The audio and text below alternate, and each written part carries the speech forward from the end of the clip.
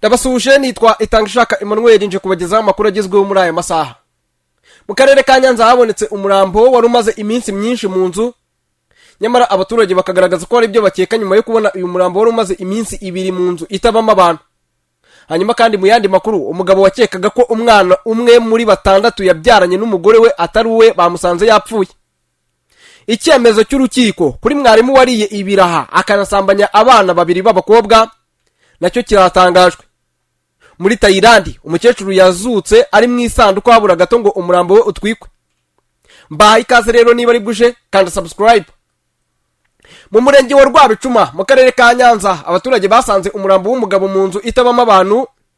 Bigaragara ko wari umazemo iminsi 2 bagakeka ko yaba yarishwe akaza kujugwanwamo n'abantu bataramenyekana. Uyu murambo wabonetse mu gitondo cyo kuri uyu wa mbere mu mudugudu wa Kirwa mu kagari ka Mushirarungu muri uyu murenge wa Rwabicuma. Uru rupfu rwamenyekanye mu gitondo cyo kuri uyu wa mbere ubwo abaturage bafataga umwanzuro wo gukingura inzu bari bamaze iminsi bumvamo umuntu kudasanzwe kandi yari irimo ifungishije ingufuri. Nyirangendahimana yaravuze ngo iyi nzu twari tuzi ko itakibamo abantu kuko yahoraga ikinze kuva mu ntangiriro z'uku kwezi. Uwahabaga yari yaragiye. Tumaze iminsi twumva umunuko bikatuyobera. None dusanze harimo umurambo, turasaba ko hamenyekana uwabikoze niba kuko uyu muntu yarishwe. Undi muturage witwa Hategekimana nawe ati birababaje cyane kubona umuntu apfa gutya ntiyamenyekana icyabaye. Twabonye inzu ikinze tukumva umunuko ariko ntitwari tuzi ko harimo umuntu. Turifuza ko iperereza rikomeye ryakorwa uwabigize mu ruhara akamenyekana. Mukandayisenga konsole we yaravuze ngo kuba umuntu apfa akajugunywa muri iyi nzu nitugomba kubifata nk'ibisanzwe. Abashinzwe umutekano nibadufasha hamenyekana ukuri. Umuvugizi wa polisi y'u Rwanda mu ntara y'Amajyepfo CIP Hassan Kamanzi yemeje iby'uru rupfu avuga ko hamaze gutangira iperereza kugira ngo hamenyekane icyateye uru rupfu. Yaravuze ngo amakuru yaramenyekanye, polisi na RIB barahageze, hari gukorwa iperereza kugira ngo hamenyekane icyateye uru rupfu. Umurambo wahise ujyanwa mu bitaro bya Nyanza kugira ngo hakorwe isuzuma rizagaragaza icyamwishe. Abaturage bo mu murenge wa Rwabicuma barasaba inzego z'umutekano ko hakorwa iperereza ryimbitse kugira ngo hagaragazwe ababa baragize uruhare mu rupfu rwa nyakwigendera. Bakavuga ko uyu nyakwigendera batari bamuzi. Gusa polisi y'u Rwanda ivuga ko amakuru bahawe na nyirinzu agaragaza ko uyu nyakwigendera avuka mu karere ka Nyamagabe.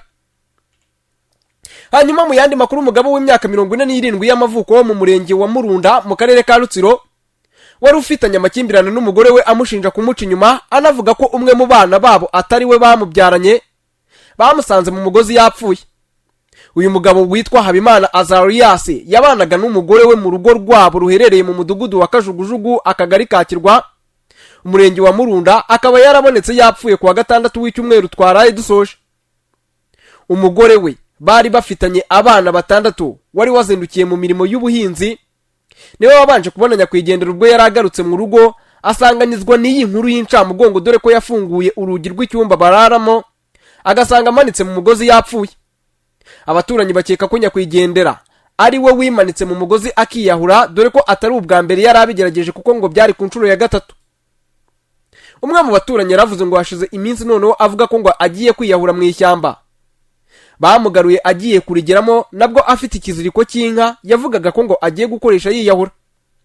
Uyu mugabo kandi yaraherutse kuvuga ko nubwo abantu bari kumutesha bamubuza kwiyahura ariko ngo nta gishobora kuzaburizamo umugambi we ngo kuko yari yaramaze kubyiyemeza. Abaturanyi bavuga ko nyakwigendera yashinjaga umugore we kumuca inyuma by'umwihariko akavuga ko umwana umwe muri 6 babo atari uwe ngo kuko yabonaga badasa ndetse ngo nta numwe wo mu muryango we bari bafitanye agashusho. Aya makuru y'amakimbirane yabaga mu rugo rwa nyakwigendera yemezwa ko Twagira Yezu Olivier uyobora umudugudu wa Kajugujugu wavuze ko mu muryango w'uyu mugabo n'umugore we hahoraga intonganya zidashira. Ati umugore we bari bafitanye abana 6 avuga ko harimo uwo mugore we babyaranye n'undi mugabo. Umugore akabihakana, umugabo afata icyemezo cyo kwiyahura anabigeraho nk'uko yahoraga abivuga anabigerageza. Uyu mugabo avuga kandi ko nyakwigendera yajyaga ataha yasinze akuka inabi umugore we n'ubundi bapfa ibyo yamushinjaga ko amuca inyuma. Aho mu minsi ishize ngo ari natashye yasinze agatwike imyenda y'umugore we ariko agahita atoroka akaza kugaruka akiyunga n'umugore we babifashijwemo n'inzego. Hanyuma kandi twerekeje mu yandi makuru, reka tubabwire ko urukiko rwisumbuye rwa Huye rwahameje icyaha cyo gusambanya umwana umwarimu witwa Thomas Nivuguruzwa w'imyaka 30 y'amavuko, rumukatira imyaka 10 y'igifungo. Uriya mwarimu wigisha ku ishuri ryitwa Nyanza TSS ryahoze ryitwa Eto Gitarama riri mu murenge wa Kigoma mu karere ka Nyanza, yarezwe ko yasambanyije abana babiri b'abakobwa yabanje kubarira amasambusa cyangwa se ibiraha. Ubushinjacyaha bwamusabiraga gufungwa imyaka 25, mwarimu we agahakana icyaha asaba kugirwa umwere. Ririya shuri riherereye mu kagari ka Butansinda mu murenge wa Kigoma mu karere ka Nyanza.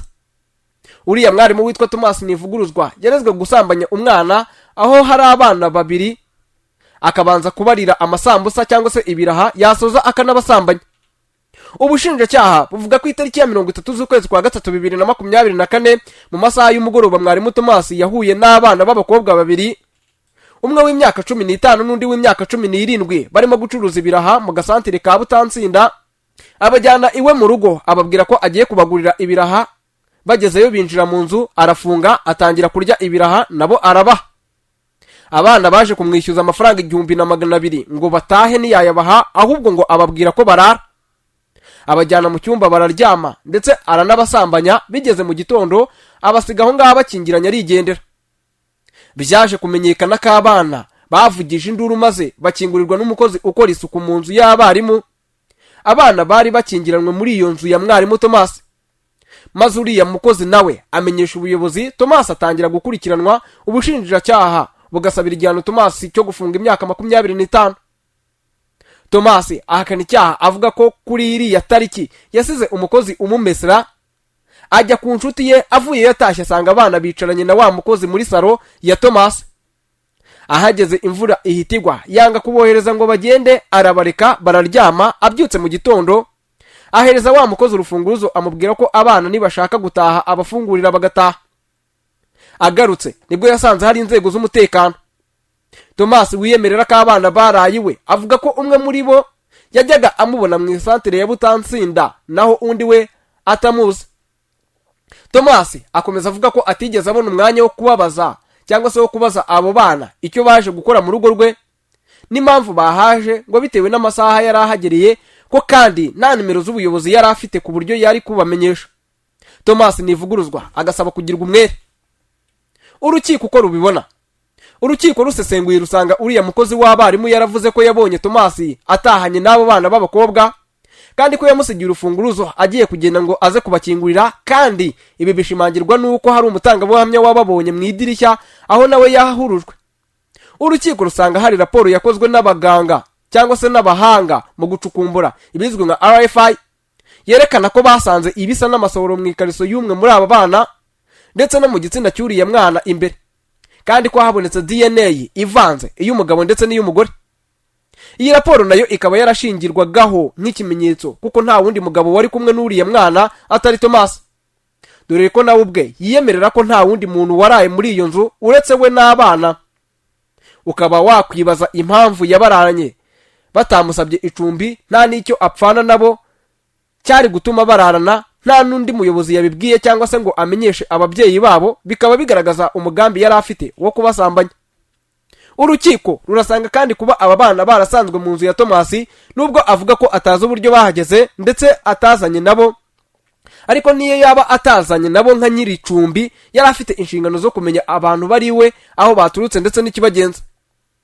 Ikindi, kuba yari umurezi akabona abana bangana nabe, yagombye kuba yaragize amakenga agahamagara undi ubacumbikira w'umugore, cyane ko nta n'icumbi bari bamwatse, ahubwo bamusabaga kubakingurira akabyanga. Urukiko rurasanga kuba ashinjwa n'abana ntacyo bapfa, kandi mwarimu Thomas nawe muri ribu akaba yariyemereye ko ari we wenyine wararanye nabo muri iyo nzu, bishyigikiwe na raporo y'abahanga yakozwe n'ikigo cya RFI yemeza ko basanze ibisa n'amasohoro mu ikariso y'umwe muri aba bana ndetse no mu gitsina cye imbere, kandi ko DNA ivanze iy'umugabo ndetse n'iy'umugore ndetse n'imvugo z'abatangabuhamya byose bikaba n'ubundi ari ibimenyetso simusiga byerekana ko mwarimu Thomas Nivuguruzwa yakoze icyaha cyo gusambanya umwana, akaba agomba kugihanirwa.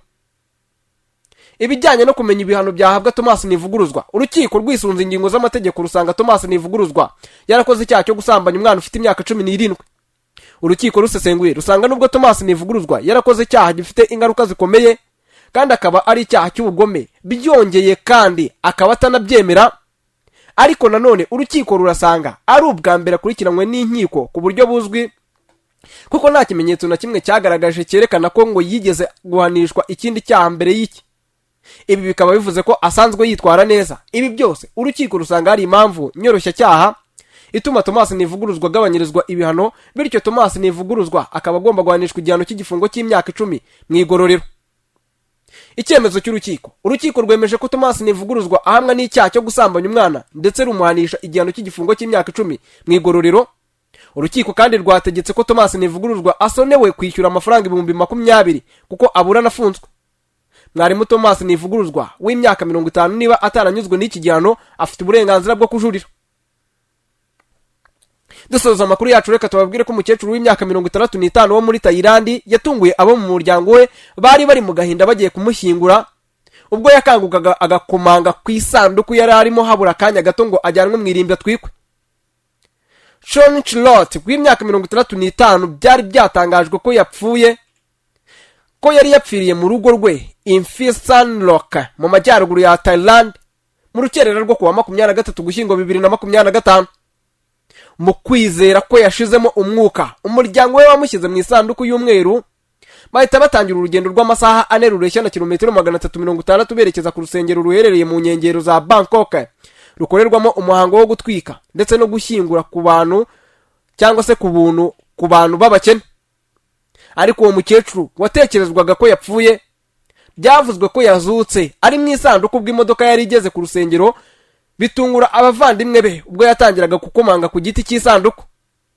Amashusho agaragaza John Clote asa n'uwanegekaye cyane ava mu isanduku yihungura udukoko twari tumuguyeho. Mu gihe umuryango we wari uhagaze iruhande watangaye utabyumva. Monkcor, musaza wa John Clote w'imyaka 57 yavuze ko mushiki we yari amaze imyaka 2 ari mu buriri kandi ko basanze yapfuye ahagana saa 8 z'ijoro ku isaha yo muri ako gace. Yongeyeho ko yari yanashyize umukono ku mpapuro zo kwemeza urupfu rwe, akaza musenyeri w'umubudiste wari ugiye kuyobora umuhango wo kumutwika. Monkcor yaravuze ngo naratangaye, ndumirwa, ariko ndanishima cyane kubona mushiki wanjye akiri muzima. Nari ngiye kugwa hasi kubera gutungurwa. Ni igitangaza kubona yongera gukanguka no guhaguruka. Tomanon, umukozi w'urusengero ufite imyaka 27 yavuze ko yari agiye kwimurira isanduku mu cyumba cyagombaga kuberamo umuhango mugufi mbere yo kumutwika, ubwo yumvaga gukomanga n'ijwi rituje ryasaga n'irisaba gutabarwa rituruka imbere mu isanduku. Abaganga bahamije ko atigeze ashiramo umwuka, ahubwo ko igipimo cy'isukari yo mu mubiri we cyari cyagabanyutse cyane. Ibyo umuryango we rero wahaje kubyitiranya nuko yapfuye, kandi nyuma ntibigeze bamukorera ibizamini bihamya koko yari yapfuye. Kandi subscribe niba ari bugeze kuri iyi channel. Nge nitwa Itangishaka Emmanuel. Reka tuzongere duhure mu yandi makuru.